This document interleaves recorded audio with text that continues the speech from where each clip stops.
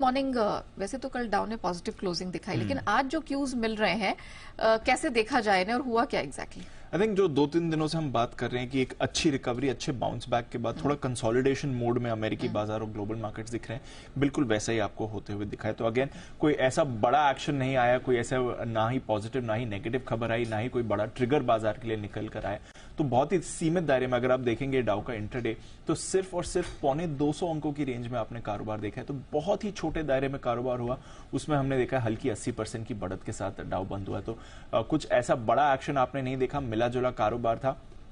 जो कंसोलिडेशन 2-3 दिनों से दिख रहा है वही आपको होते हुए दिखा है। हाँ, नैस्डैक में जरूर गिरावट आपको आती हुई दिखी और लगातार तीसरे दिन गिरावट आई है, और 3 दिनों में सबसे ज्यादा गिरावट कल ही आपने आती हुई दिखी है।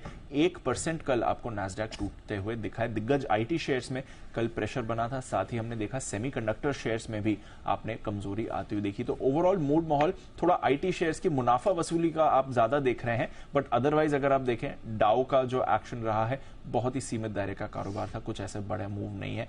4 दिन की तेजी थी, फिर परसों 1 दिन के लिए फिसला था, फिर कल वापस आपने हल्का ऊपर ही देखा है। तो ऐसा कुछ बड़ा चिंताजनक कुछ एक्शन आपने नहीं आते हुए देखा।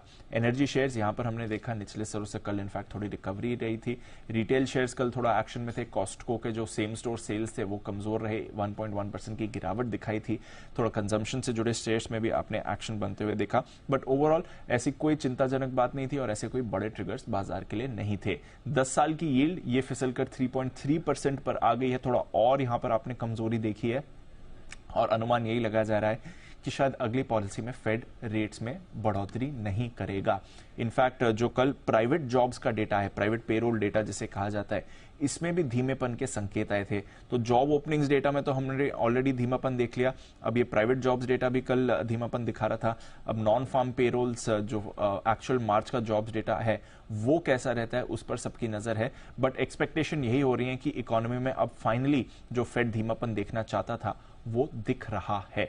तो अगेन पॉलिसी से रिलेटेड कुछ एक्शन आपको उसके एडजस्टमेंट को लेकर बाजार मूव करते हुए दिख सकता है। अदरवाइज देखें तो कोई ऐसी बड़ी परेशानी नहीं थी। यूरोप के बाजार में भी मिला जुला कारोबार रहा। कमोडिटी में हमने देखा निचले स्तरों से हल्की रिकवरी आपने डॉलर इंडेक्स में देखी, कोई ऐसा बड़ा एक्शन नहीं आया था।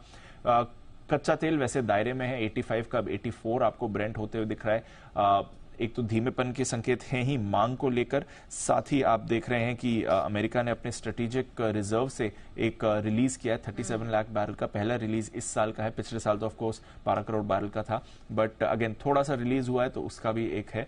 बट कच्चे तेल में 2 दिनों से कुछ एक्शन नहीं है, एक बड़े बाउंस बैक के बाद। सेम सोना चांदी अपनी ऊंचाई के आसपास बरकरार है। 1 साल के ऊपर की ऊंचाई पर सोना है, $2000 के ऊपर ही ट्रेड कर रहा है। $25 पर चांदी है, तो कुछ बड़ा एक्शन वहां से नहीं है।